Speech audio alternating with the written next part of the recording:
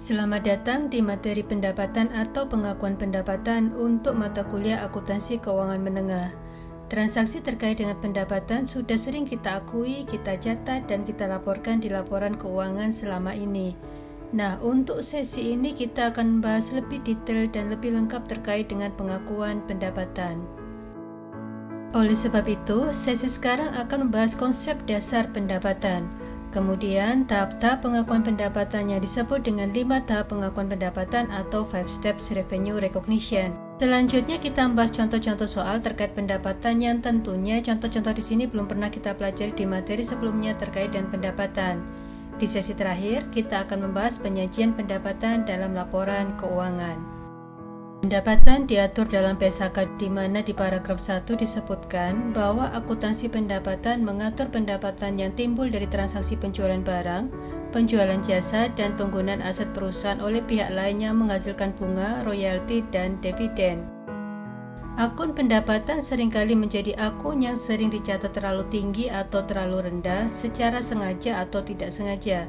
Jika pendapatan secara sengaja dicatat dan dilaporkan secara salah, maka ini mengarah ke tindakan kecurangan atau fraud.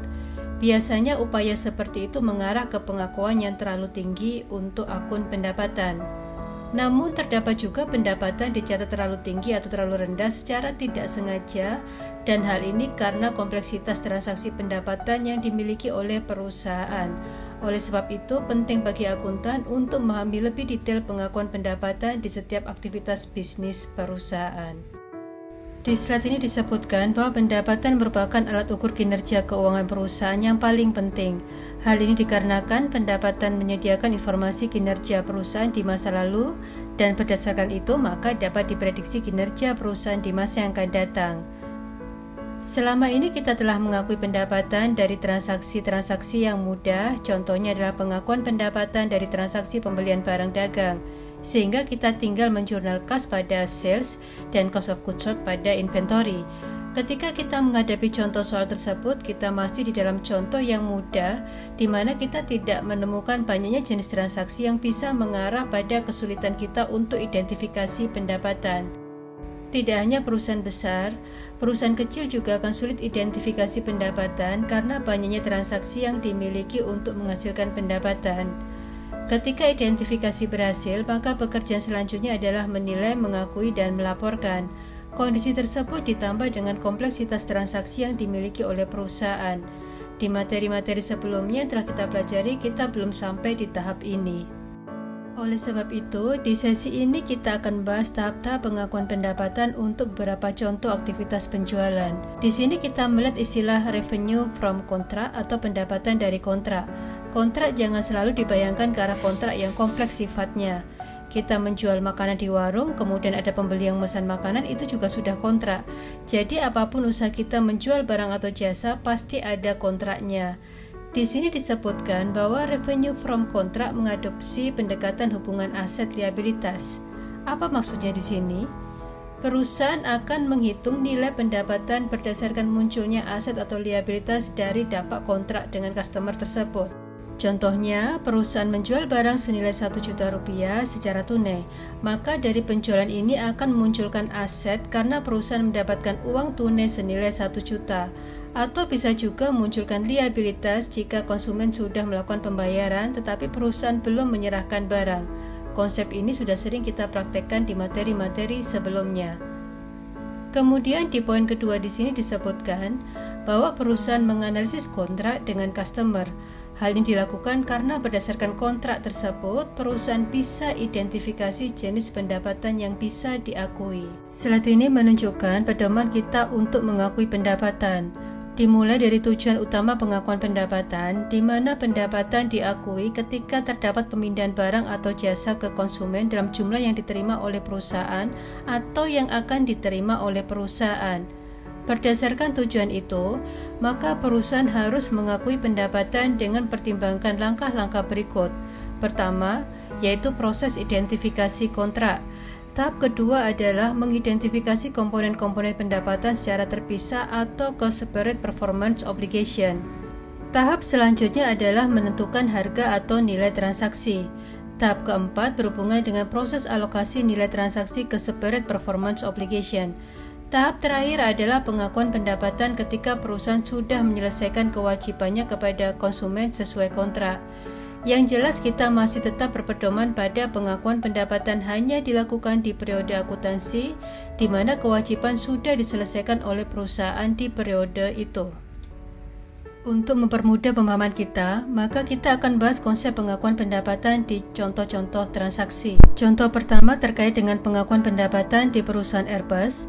Perusahaan ini memiliki kontrak untuk menjual pesawat ke Cathay Pacific Airlines senilai 100 juta euro. Tahap pertama dari 5 tahap pengakuan pendapatan adalah kita harus mengidentifikasi kontrak dengan customer.